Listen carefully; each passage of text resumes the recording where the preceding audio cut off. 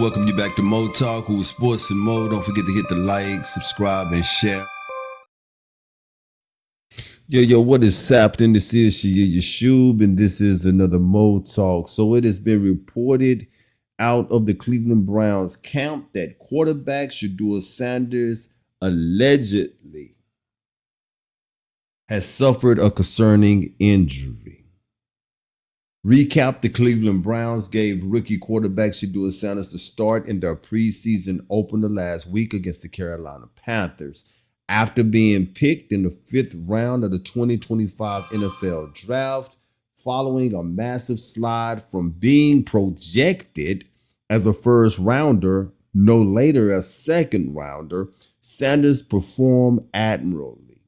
Not only did he play well, he had the city and NFL buzzing about him potential starting this season. That'll never happen. So let me put that out there.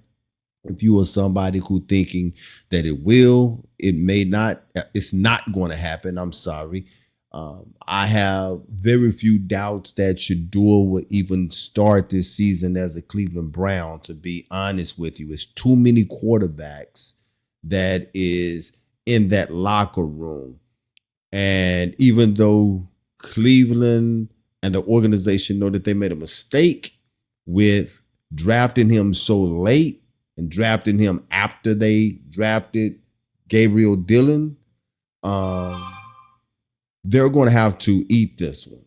This is one they're just going to have to, as we say in the streets, they're just going to have to chalk this one to the game. I don't think that he is going to start the season as a Cleveland Brown. But it says, unfortunately, Shedeur has been hit with a concerning injury update on Wednesday. This is a report according to ESPN insider Adam Schefter. He suffered an oblique injury while throwing during the early portions of practice. He was unable to practice after the injury. Schefter shared it briefly on a post on X. Browns quarterback Shedeur Sanders suffered an oblique injury while throwing during the early portion of practice today.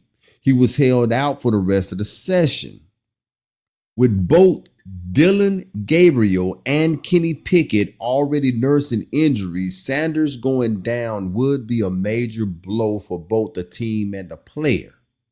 Sanders is getting an opportunity. This is what's being reported out of the camp at Cleveland. He has now been given an opportunity to receive key first team reps, being able to start in the first preseason game as a huge plus for his chances to play. They are saying now that he had been penciled in to be the team's potential starter for the second preseason game. Hopefully, this injury doesn't end up causing him to miss any time. At this time, there is no telling what exactly he's dealing with. Man, I don't know what to call BS or not when it comes to what is coming out of these NFL camps, whether it be Cleveland Brown, Dallas Cowboys, any of them, right? We got to understand that the media still works for them. These are NFL analysts. These are NFL beat writers. They work for ESPN, but at the end of the day, they work for these teams, and they are going to report what these teams tell them to report. Hint the reason, and I'm not saying that Dillon Gabriel is not injured. I'm not saying that whatsoever. But it's plausible that he's not.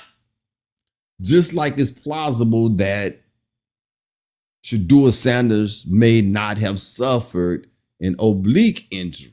And I'm not saying that he didn't. This is why they keep a lot of these practices closed. No one is allowed to be in there but the team and the press that they allow to be in there. So what comes out of there is what they want to come out and nothing more. Now, I don't know if this was an open practice to the public or not. So I'm not saying that Shedeur is not hurt. But what I'm saying is that there are chances that he may not be hurt, because we have to answer the question, or ask the question, should I say, excuse me. We have to ask the question, who is he going to benefit if he is hurt? 11s again. Flacco with the 1s. Gabriel with the 2s. That concludes practice.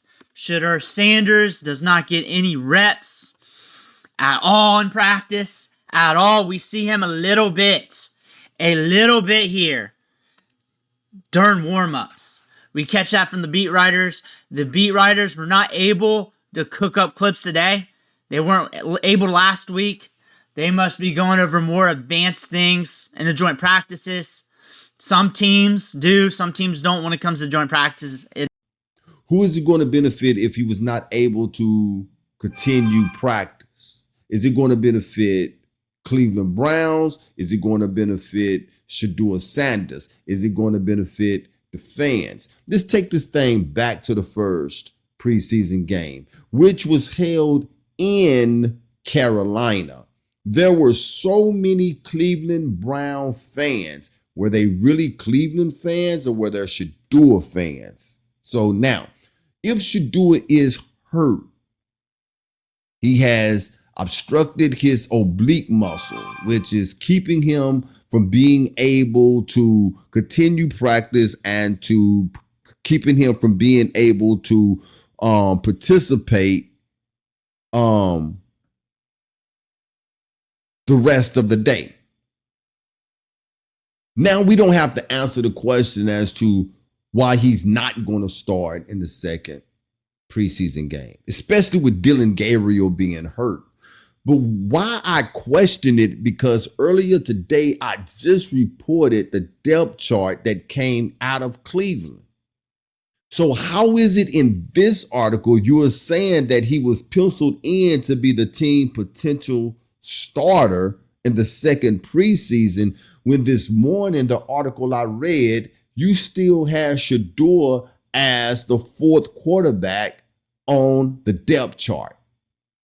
Anybody knows that if you are the fourth quarterback on the depth chart, you're not getting reps with the first team. You're barely even recognized on the field. Like I said this morning, you have 1 foot in the NFL, 1 foot on a practice squad. Even if it's the practice squad, it may be a half a foot in a practice squad while the other half is out of the league.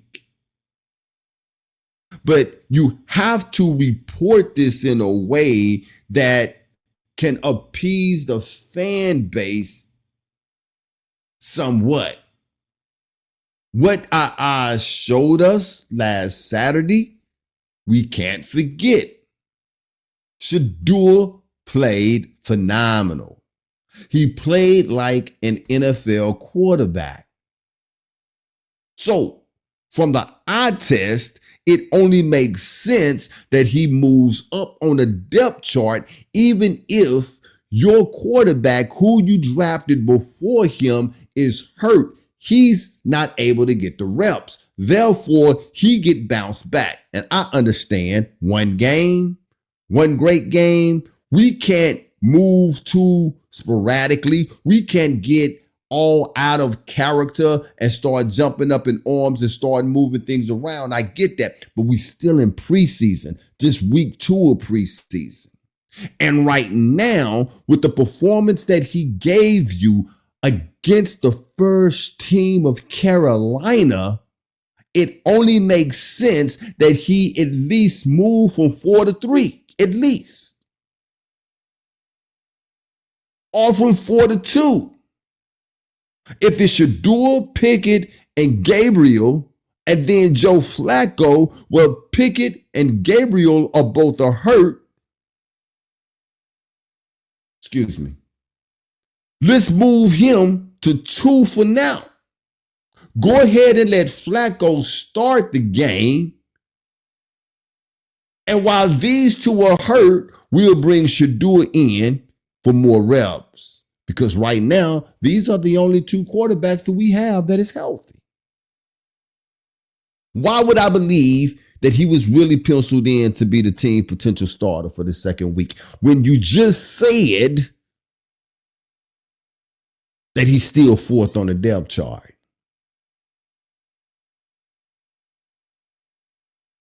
So it makes me question, is he really injured? Or is this what is only being reported out of the count? Because it makes it so much easier for you to explain why he's not going to start. Shedeur is not going to be easy for you guys to put away. He's not. I understand that at some point you're going to have to make a decision. You're going to have to cut your roster down to 53. And I don't know too many teams, or if ever, have carried 4 quarterbacks. I don't know. Really 5 with Deshaun Watson, right? Somebody is going to have to get cut. I personally believe that Cleveland, you're going to cut Shedeur Sanders. That's what I do. I feel that.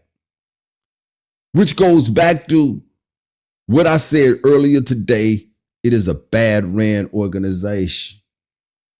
Because not only are you shooting yourself in the foot, if and when you cut Shedeur Sanders, shooting yourself in the head as well. Not only is he a good quarterback, he's a money cow for you guys.